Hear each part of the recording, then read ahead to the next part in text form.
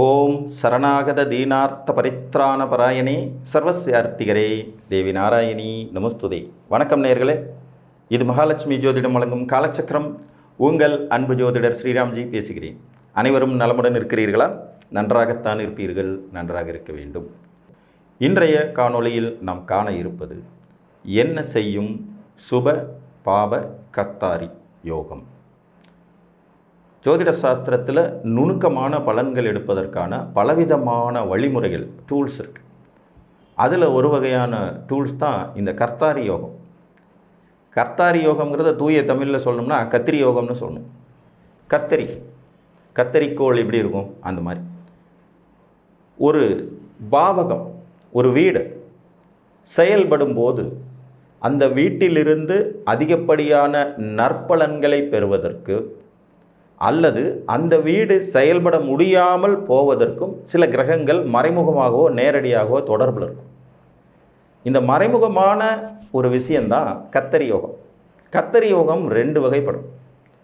ஒன்று சுபகர்த்தாரி யோகம், இன்னொன்று பாவகர்த்தாரி யோகம். ஜோதிட சாஸ்திரத்தில் இயற்கை சுபர்கள்னு ஒரு 4 பேரையும் இயற்கை பாவிகள்னு ஒரு 4 பேரையும் பிரித்து வச்சுருக்கு. சந்திரன், புதன், சுக்கிரன், குரு. இதில் குரு தான் முதன்மையான சுபர். அதுக்கு அடுத்தது சுக்கிரன், அதுக்கு அடுத்தது புதன், அப்புறம் சந்திரன். சந்திரன் சில நிலைகளில் குருவை விட சுபராக மாறுவார். அப்படி இல்லைன்னா சனியை விட பெரிய பாவியாகவும் மாறுவார். அவர் டபுள் ஆக்ஷன். ரீசன் என்னென்னா அவருடைய வளர்பிறை தேய்பிறை நிலையை பொறுத்து தான் அது முடிவாகும். அதே மாதிரி பாவகிரகங்கள்லையும் 4 பேரை வச்சுட்ருக்காங்க. இதில் ராகுவும் கேதுவும் நேச்சுரலாக பாவிகள், அவங்கள எது பண்ணாலும் ஒன்றுமே பண்ண முடியாது. அதுக்கு அடுத்ததாக சனி, அப்புறம் செவ்வாய். சூரியன் 50-50 சாய்ஸ். அவர் நல்லவராகவும் இருப்பார், கெட்டவராகவும் இருப்பாருங்கிறது மாதிரியான ஒரு நிலை. ஒரு பாவகத்திற்கு, அதாவது ஒரு வீட்டுக்கு 12 வீடுகள் கொண்டது தான் மனித வாழ்க்கை.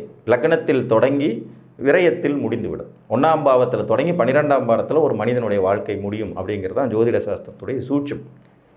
120 ஆண்டுகள் நம்ம முன்னோர்கள் வாழ்ந்திருக்காங்க. அதனால தான் இந்த 12 வீடுகள் பிரித்து வைக்கப்பட்டிருக்கு.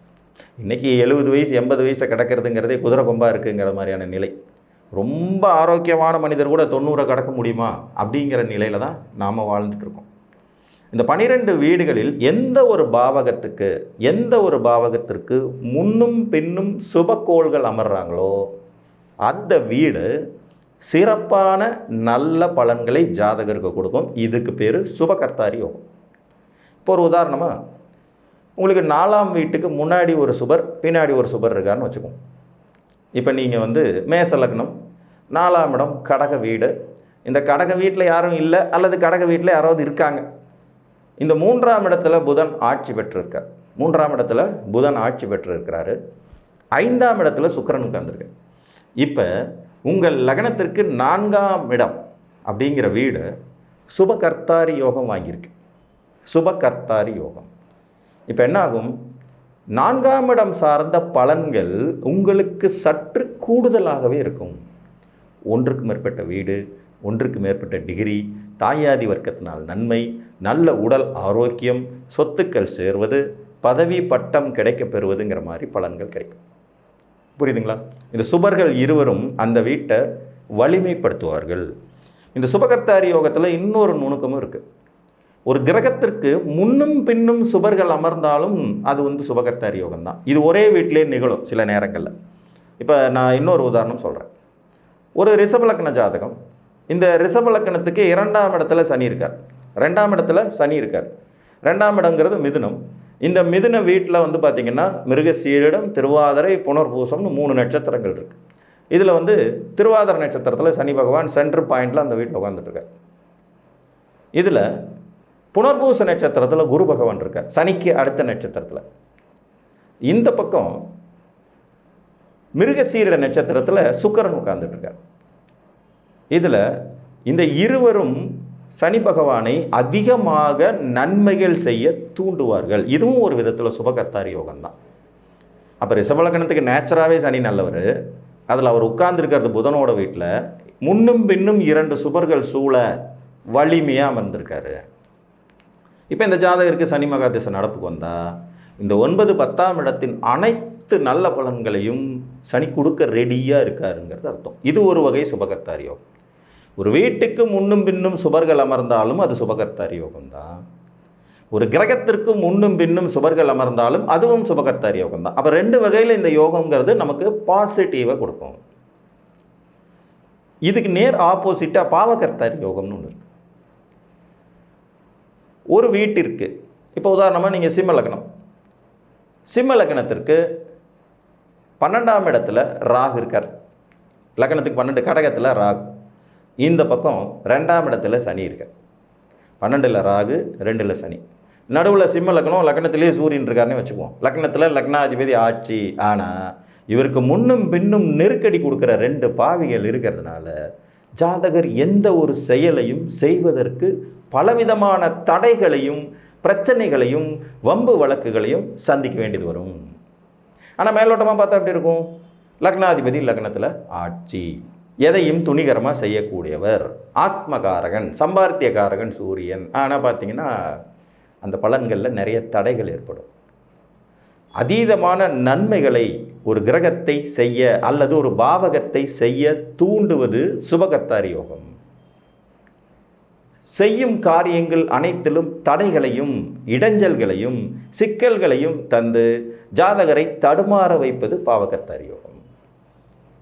சமீபத்தில் ஒரு ஜாதகம் பார்த்தா 4ஆம் இடத்துல ஒரு பாவி, 6ஆம் இடத்துல ஒரு பாவி, 8ஆம் இடத்துல ஒரு பாவி. 4ஆம் இடத்துல ஒரு பாவி, 6ஆம் இடத்துல ஒரு பாவி, 8ஆம் இடத்துல ஒரு பாவி, 10ஆம் இடத்துல ஒரு பாவி. இப்போ வரிசையாக இவங்களுக்கு 5, 7, 9 இந்த 3 வீடுகளும் பலன்களை தருவதற்கு தடுமாறுகின்றன.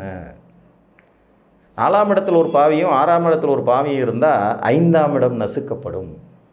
6ஆம் இடத்துல பாவியும் 8ஆம் இடத்துல பாவியும் இருக்கும்போது 7ஆம் இடம் நசுக்கப்படும்.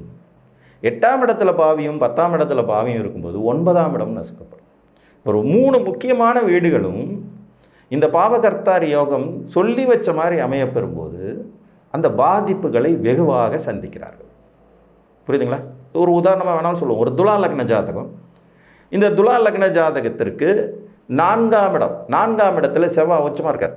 4ஆம் இடத்துல செவ்வாய் உச்சமாக இருக்கார். 6ஆம் இடத்துல சனி உட்கார்ந்துட்டுருக்கார். மீனத்தில் 4ஆம் இடத்துல செவ்வாய் உட்காந்துட்ருக்காரு, 6ஆம் இடத்துல சனி உட்காந்துட்ருக்கார். இவங்களுக்கு 8ஆம் இடத்துல சூரியன் இருக்கார். 8ஆம் இடத்துல சூரியன் இருக்கார். 10ஆம் இடத்துல உங்களுக்கு கேது. இந்த பக்கம் ராகுவும் செவ்வாயோட சேர்க்க. இந்த பாயிண்ட் அப்படியே பாருங்கள். 4ஆம் இடத்துல செவ்வாய் ராகு, 6ஆம் இடத்துல சனி, 8ஆம் இடத்துல சூரியன், 10ஆம் இடத்துல கேது. மிக முக்கிய ஸ்தானங்களான 5, 7, 9ஆம் இடம் கடுமையான பாவகர்த்தாரி யோகத்துக்கு ஆளாகுது. அப்போ வாழ்க்கையின் புத்திரபாக்கியம், திருமணம், சமுதாயத்தினுடனான தொடர்பு, கூட்டாளிகள், குலதெய்வத்தின் அனுகிரகம், தகப்பனாதி வர்க்கத்தின் நன்மைகள், குருமார்களின் அனுகிரகம், அதிர்ஷ்ட வாய்ப்பு எல்லாமே பங்கப்படுது. இது எல்லாமே பங்கப்படுற அந்த அமைப்பு இது. அப்போ ஒரு வீட்டிற்கு முன்னும் பின்னும் பாவிகள் இருப்பது என்பது ஸ்பீடு பிரேக்கர் மாதிரி. ஒரு செயலை செய்ய விடாமல் தடுக்கும், இடைஞ்சல் பண்ணும், வேகத்தை கட்டுப்படுத்தும். அது ஒரு தனிப்பட்ட பாவகத்தையும் பாதிக்கும், கிரகங்களையும் பாதிக்கும். ஒரு சுப கிரகத்திற்கு முன்னும் பின்னும் பாவிகள் அமர்ந்தார்கள் என்றால் அந்த சுப கிரகம் தான் தர வேண்டிய நன்மைகளை தர இயலாமல் தடுமாறும். கிரக இணைவுகளில் அதிக பலன் பெறுறது பாவகிரகங்கள் தான், அதிகமாக கெடுக்கிறதும் பாவகிரகங்கள் தான்.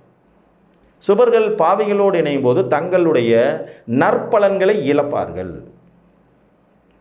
இப்போ கடகத்தில் ஒருத்தருக்கு குரு உச்சம், விருச்சிக லக்னம், கடகத்தில் குரு உச்சம். அவர் பூச நட்சத்திரத்தில் இருக்கார். பூச நட்சத்திரம் 2ஆம் பாதம். பூச நட்சத்திரம் 4ஆம் பாதத்தில் ராகு உட்கார்ந்துட்டு இருக்கார். பூச நட்சத்திரம் 4ஆம் பாதத்தில் ராகு உட்கார்ந்துட்டு இருக்கார், அதே கடக குருவோடு. இந்த பக்கம் புனர்பூச நட்சத்திரம் 1ஆம் பாதத்தில் புனர்பூச நட்சத்திரம் 4ஆம் பாதத்தில் சனி உட்கார்ந்துட்டு இருக்கார். இங்கே குருவோடைய பாடு திண்டாட்டம் ஆகிடும். சுபரின் இருபுறமும் பாவிகள். விருச்சிக லக்னம் 2, 5 கூடிய குரு உச்சம், ஆனால் அவரை 2 பாவிகள் போட்டு நசுக்கிறாங்க. இது பாவகர்த்தாரி யோகம். இந்த மாதிரி இருக்கும்போது குரு திசை அவருக்கு நடப்புக்கு வரும்போது வெகு சிறப்பான யோக பலன்களை தர முடியாமல் குரு திணறுவார். குருவுடைய பார்வை பங்கப்பட்டிருக்கும், குருவுடைய இருப்பு பங்கப்பட்டிருக்கும், தனம் சம்பாதிப்பதில் இடைஞ்சல்கள் இருக்கும், பூர்வ புண்ணியத்தை அனுபவிக்கிறதுல சிக்கல் இருக்கும், அப்பாவுடனான உறவு நிலைகள் குளறுபடியாக இருக்கும்னு எல்லா பலனையும் தரும். இயற்கை சுபர் தான், அவர் செயல்பட விடாமல் உச்ச பவரில் தான் இருக்கார், செயல்பட விடாமல் இந்த 2 பாவிகளும் தடுப்பாங்க. புரியுதுங்களா? ஆனால் அதையும் மீறி குரு ஜாதகருக்கு எவ்வளோ முடியுமோ அவ்வளோ நல்லது செய்யத்தான் முயற்சி செய்வார். ஆனால் அந்த உச்ச வலிமை கிடைக்காமல் போய்விடும். உச்ச வலிமை கிடைக்காது, 2 பாவிகளால் அது உறிஞ்சப்படும். இதே ஜாதகருக்கு சனி திசை நல்லது பண்ணும், அதுதான் சூட்சுமம். குருவினால் வலிமைப்படுத்தப்பட்ட சனி முடிந்தவரை ஜாதகருக்கு கெடுதல் செய்யாமல் தவிர்ப்பார். ஜோதிட சாஸ்திரத்தில் பலவிதமான நுணுக்கங்கள் இருக்குங்க, பலவிதமான டூல்ஸ் இருக்குது. ஒவ்வொரு ஜாதகத்திற்கும் வித்தியாசமான சில டூல்ஸை பொருத்தி பார்க்க வேண்டியது இருக்கும். அந்த டூல்ஸ், அந்த விதிமுறைகள் அந்த ஜாதகத்துக்கு வேலை செஞ்சுட்ருக்கோம். ஸோ அந்த வகையில் இந்த சுப பாவ கர்த்தாரி யோகங்கள் ஒரு வீட்டை அல்லது ஒரு கிரகத்தை அதிகம் நன்மைகள் செய்ய தூண்டுவதும் அல்லது அது செய்ய வேண்டிய பலன்களை தரவிடாமல் தடுப்பதும் நிகழும் வாய்ப்புகள் உண்டாகும். இதுவும் ஜாதகத்தில் நுணுக்கமாக கவனிக்கப்பட வேண்டிய ஒரு விஷயம் என்று கூறி மீண்டும் ஒரு காணொளியில் உங்களை வந்து சந்திக்கும் வரை உங்களிடமிருந்து அன்புடன் விடைபெற்றுக் கொள்வது உங்கள் அன்பு ஜோதிடர் ஸ்ரீராம்ஜி. நன்றி, வணக்கம்.